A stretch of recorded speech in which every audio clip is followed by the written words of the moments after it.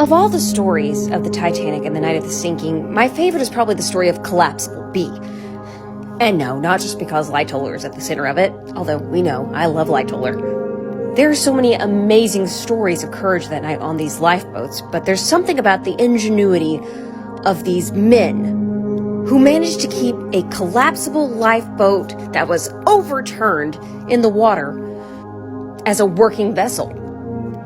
It's a group of men who are lost in the dark with no spatial recognition, and their survival does have a lot to do with Charles Lightoller and his skill as a sailor. This was not his first close call with death, and he had just barely survived the sinking before he was forced to take a hold of the boat to stop it from capsizing. You also have Harold Bride, the wireless operator on board this boat, giving them an estimate of when the Carpathia will arrive. Most of them will survive to tell the tale. This is the story of Collapsible Lifeboat B. Your first question may be rightly so. What is a collapsible? And well, there were 4 collapsible boats on Titanic. Basically, the lining was canvas and it made it a little easier to stack, and you could expand it. And it was really considered for emergency use, although, this probably qualifies. Collapsible B was on the port side of the ship on top of the officers' quarters, and that was where Lightoller was working to get boats down. Now, Collapsible A never really made it free either. There was just no time, which really begs the question, even if the Titanic had had enough lifeboats, would they have been able to load them all by the time the ship sinks? I don't know. Collapsible B basically just falls when they're pushing it off the roof, and it lands on its top. And they're trying frantically to turn it over, but they don't have the time because all of a sudden the ship wilts port and Charles Lightoller is in the water, along with a lot of other people. Now, we have a really excellent time frame for what happens with Collapsible B because we have a very cool artifact. Charles Lightoller's pocket watch. Frozen at 2:19 a.m., the moment that he became trapped against the grate underneath the funnel. Lightoller would become stuck under that grate for at least 2 minutes or so, underwater. Drowning actively. Things weren't going well for other people either. Harold Bride became trapped underneath the boat in an air pocket and could not escape.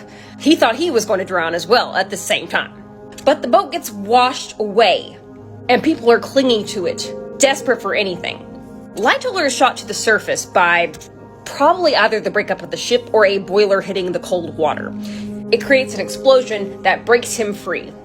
The funnel near where Lightoller was is going to collapse momentarily, and though that does kill a bunch of people and almost takes out Lightoller, it actually pushes Collapsible B off a safe distance, drifting into the water. Lightoller manages to get close to B and grab onto it, and from 2:19 a.m., we have about 7 minutes left till the death of the Titanic.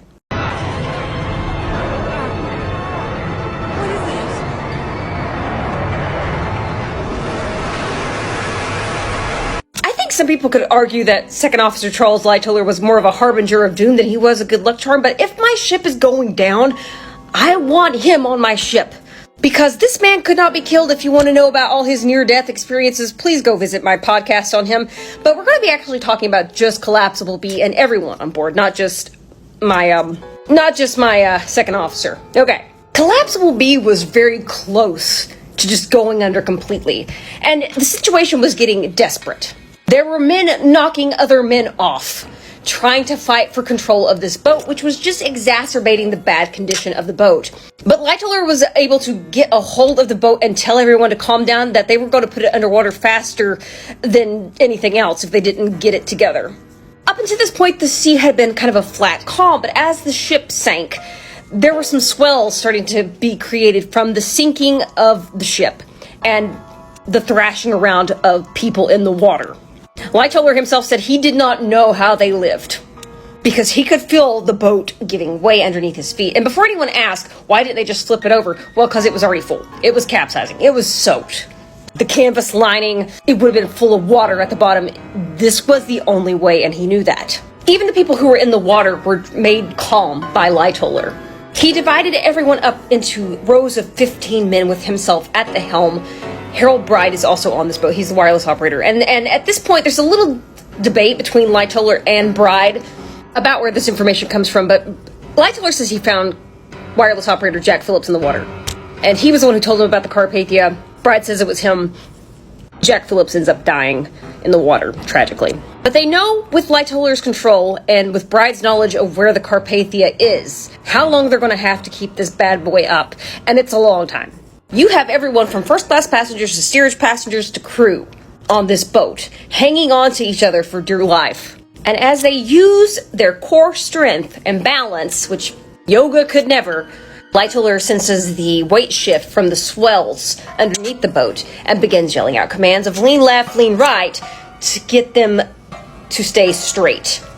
Meanwhile, water is creeping up their legs. Many of them are suffering from frostbite, and some won't make it through the night.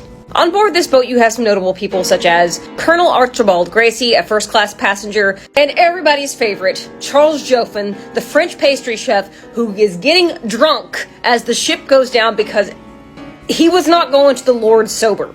He was not going into that night gracefully. He was going drunk as a skunk, and I respect that. But they've got a while before the Carpathia will be there. Now they have to wait. There's one back here dead, sir. Are you certain? We are, sir. Yes, sir. Right. Lower him over the side. Harold Bride told Lightoller that it could be an hour or more before the Carpathia arrived.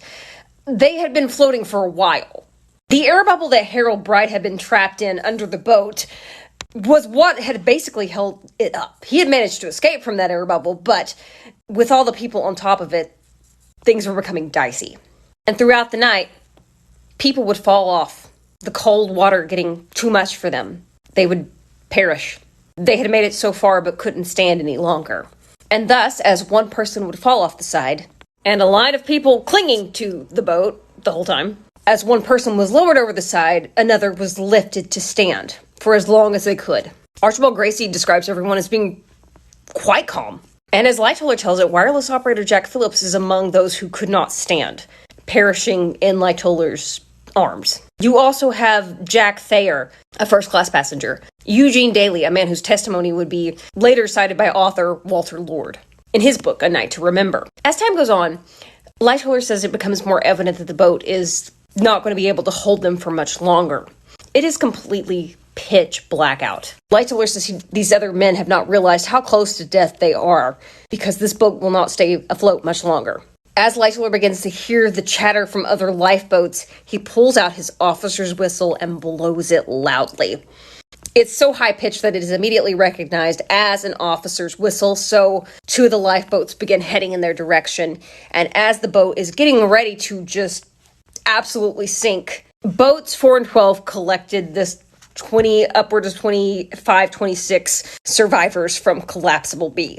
And as they do, they see rockets in the sky. The Carpathia has made it. At some point during the night, Harold Bride remembers that as people were dying around them, someone suggested they ought to say a prayer, though they weren't sure of everyone's religion, but they all went for the Lord's Prayer, saying it together. And whether it was bourbon relaxing a cold man or divine intervention, the survivors made it on board the Carpathia after spending the night precariously balanced on a capsizing boat. Maybe it was a little of both. God and the booze, but whatever they did, it worked. The conditions made it nearly impossible to survive, yet these men did. So what happens to the survivors of Collapsible B? If you follow my channel for any amount of time, you'd know Lightoller becomes a World War II hero, rescuing 130 men during the Dunkirk evacuation. But not every story ends so poetically as that. A lot of these end tragically, because these men were struggling with survivor's guilt. It's something that not a lot of people talk about. Mental health just was not a thing to be addressed, especially pre-World War I. Here are some other stories from Collapsible B. Wireless operator Harold Bride would mourn the loss of his friend Jack in this collision, and he and Lightoller would have a very public falling out over some discrepancies in testimony. Bride would go from sailing to sales and refuse to talk about the Titanic. Thomas Whiteley, a steward on the Titanic who would survive on Collapsible B, would just take his trauma and trot it out on stage. Our boy would become an actor. And I just love him for that, because every actor I know, personally, as a former theater kid, that is exactly what acting is. It is trotting the trauma on stage, and I love that for him. He also served during World War I and World War II, and would tragically pass away during World War II of a cardiac arrest. Archibald Gracie would not live long after the Titanic sank. He would die in December of 1912. He was planning on writing a book with Lightoller. Unfortunately, that never happened. Patrick O'Keefe would write to his father after the wreck. He had had a premonition about selling his ticket in Queenstown. He wanted to do it before the ship left Queenstown, Ireland, but he thought his friends would mock him senselessly. He should have sold the ticket. But he does live, unable to work for a while, but he does get a grant to survive a little longer without working until he recuperates. He gets a job for $12 a week and writes to his father, very excited about it, saying, "That's not bad for a shipwrecked man." He would get married, have children, and live until the 1960s. And yes, our drunk baker, Charles Joffin. He was a good swimmer, but it was noted that he kind of fell over, probably from being cold and a little tipsy once he got into the Carpathia. Although Joffin swears to Walter Lord, he was not that drunk. He was very aware of what was going on. And I believe him. Just tipsy enough. You just gotta get relaxed enough.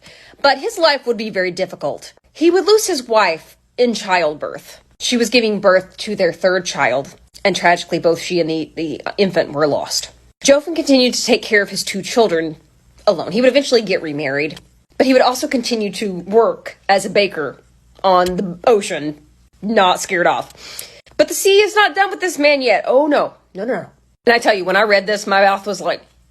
In 1941, the SS Oregon, or Oregon, however you say it, gets accidentally rammed by the USS New Mexico. 17 people died. He is working on this boat. Guess who doesn't die? I hope he was drunk for that too. I really do. Isn't that crazy? And that's the story of Collapsible B.